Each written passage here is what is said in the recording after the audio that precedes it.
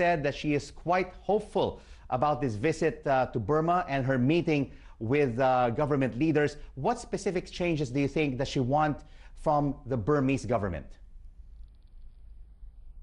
Well, she says she's going in listening mode, that she wants to see what the Burmese government leaders wish their reform process, where they want it to go, how fast it may go, what the next steps will be. She's got a packed schedule. She's meeting first her counterpart, the Burmese foreign minister, then she goes on for 2 hours of meetings with President Thein Sein, then on to the parliament, a parliament which of course didn't exist a year ago. She'll meet the speakers of the upper and lower house, both powerful figures, before she gets on a plane and heads to Rangoon, a quick visit to the Shwedagon temple and a private dinner with Aung San Suu Kyi. So she's not leaving a lot of time to catch her breath in all this, but she knows that she needs to make an impression with this trip. She may be in listening mode, as she says, wanting to find out firsthand what the intentions of the Burmese leadership are, but also she will have clear things she wants to say to them. So this will be a dialogue rather than just a one-way listening.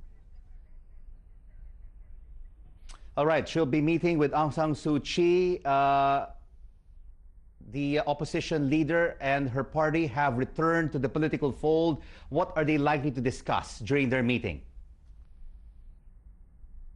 I think with Aung San Suu Kyi, it's likely to be more listening. In fact, it's more likely to be what can the United States do to help this process, to try and keep the momentum going. What is the best way for us to use what leverage we may have, I think Hillary Clinton will say, to reinforce you in the opposition movement, to try and keep these changes going and to accelerate them so that diplomatic speak benchmarks is what she'll be looking for. How can we get the rest of the political prisoners released? How can we find a way of resolving the ethnic conflicts and the issues of human rights? How can we keep this whole process of liberalization, of opening up Burma, moving in a direction that the United States and the West would like to see it go? How do we make sure there's no backtracking, backsliding? So I think she will be taking advice from Aung San Suu Kyi, whilst also making clear, look, this is what we can offer.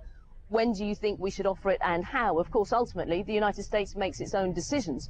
But with the Burmese government ministers today, I think the message will be we like what we're seeing, but we want to see an awful lot more before we offer something substantive in return. Rachel Harvey, thank you so much for the update. And you're watching Newsday on the BBC.